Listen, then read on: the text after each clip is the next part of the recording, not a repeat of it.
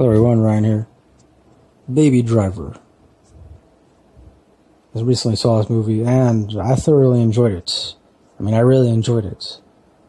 I was kind of expecting it to be like a typical kind of bank heist movie.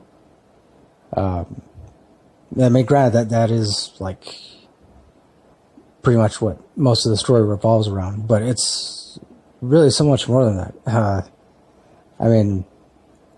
The main character is this young guy named Baby. He goes by the name Baby. He's a getaway driver. He works for Kevin Spacey. Well, Kevin Spacey's character, he's like this crime boss of some kind. So Baby, he's like in his employ. Every time Kevin Spacey puts together these different plans to rob banks, and he assembles a team together, and the character Baby, he's pretty much the only guy that ends up always being a part of each group. And of course, the big kind of, I guess, twist is that Baby, when he was a kid, he was in the car with his parents, and they got into a bad accident, like pretty much slammed into a semi, and both his parents were killed. And ever since then, he's had this like high-pitched ringing in his ears, and in order to drown it out, he has to pretty much listen to music 24/7, and so he's always got earbuds in, and even when he's like at home in his apartment, he listens to a record player, and which, I kind of thought that it wouldn't add anything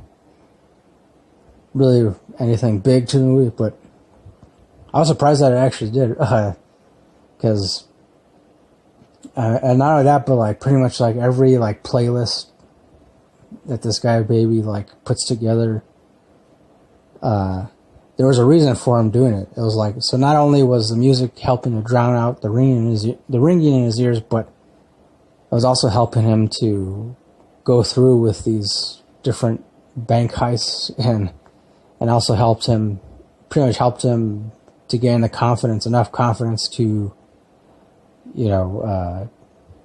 speed away from the police. And of course the different car chase scenes in this are really awesome. They're really great. I also like that, there's pretty much like no CGI in this.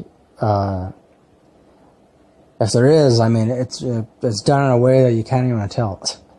But after watching this, like I took a look at special features, because I checked this out from my local library, rented the DVD, and the special features, it shows like a behind the scenes thing, and the fact that they only use practical special effects, meaning they, no CGI for any of the car chase scenes or stunts or explosions. It was all, real. They had like almost like an entire team of stunt drivers, stuntmen, and which is pretty cool. I like that. I appreciate that, because it definitely gave this movie like helped to set this movie apart from all the other bank heist movies and robbery movies, or even movies about thieves in general. And I really like that. You could really tell that.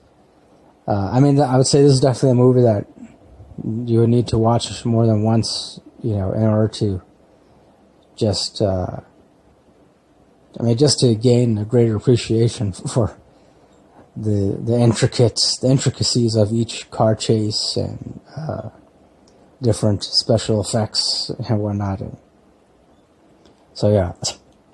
Now, of course, as far as the story goes, eventually Baby, he wants to stop being a getaway driver. Of course, it proves to be hard for him to do, because Kevin Spacey's character keeps drawing him back in, telling him that he has to keep working for him. And then also Baby, like, he meets a girl, some waitress at a diner, and he wants to stop living a life of crime and just wants to like settle down, and but he's not able to do that. So eventually he goes on like one last job, and then with these other characters, the actor John Hamm is in this, and he's supposed to be like some kind of middle-aged, I don't know, bank robber. He goes by the name Buddy, and he's got this really beautiful younger, I don't know, 25 or something like that, 25-year-old girlfriend, and she goes by the name Darling. And then you got Jamie Foxx is in this. Jamie Foxx is supposed to be some kind of like harder-edged criminal. He goes by the name Bats, and it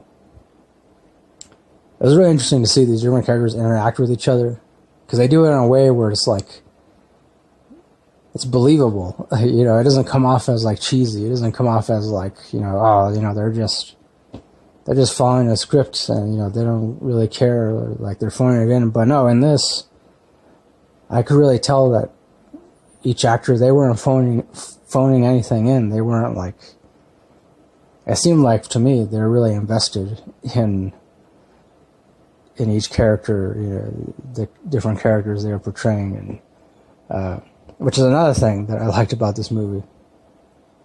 And it was just interesting to see them interacting with each other, because to me it felt more authentic, more genuine, not forced. And because I've seen so many other bank heist movies and movies about thieves where it's just like they'll have like groups of 20 plus men, and they're just all trying to see who could be the most macho. And but in this one it wasn't really like that. I would say, Jamie Foxx's character, he's definitely like, he comes off as the macho guy, like he's trying to prove to everyone that he's manly and strong and but that's because that's his character. His character is like, you could tell he's really insecure, mostly because he feels like he has no control over the group. So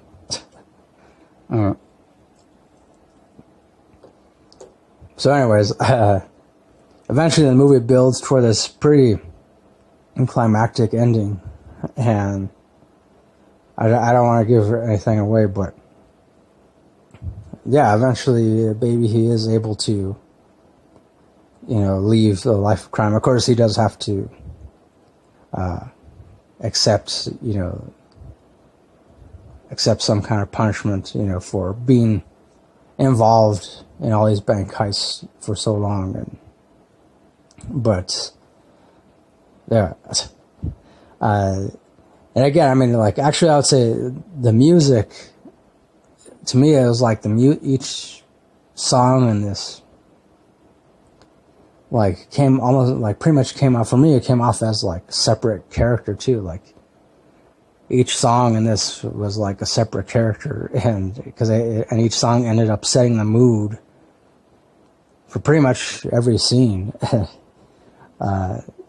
That's what made this movie unique. For me, that's what made it unique, and I believe anyone who watches it will interpret it in the same way. I've never seen any other movie quite like this. Yeah, with the exception of the whole bank heist thing. But aside from that, there's actually a very cool, artsy kind of aspect to it, and profound aspect to it. And so, yeah, I don't know how else to describe it. Ultimately, as far as the rating goes, I gotta give this, I'm gonna say 9, or even 9.5, 9.5 out of 10 at the most. And yeah, now the ending, I do like how it ends. Like I said, the character Baby, he does he is able to leave behind a life of crime, but he's got to accept some kind of punishment. But I don't know. I feel like the way it ended, it leaves it open for a sequel, but also kind of doesn't. So, I don't know. I guess it all depends on whether or not the director, because the director is Edgar Wright, and yeah. I guess it all depends on whether the director decides to do a sequel or not. Because supposedly he had the idea for this movie like years and years ago, and it took him a really long, I think like close to 10 years before he actually had the first draft of the script ready or something like that. So, yeah, I don't know. Honestly, I never heard of this director before. I mean, maybe I have, but I just never paid attention. So I definitely want to see some of the other movies he's done, or at least been a part of. Because, yeah, I was pleasantly surprised by this. So, yeah, that would pretty much do it for my review of Baby Driver.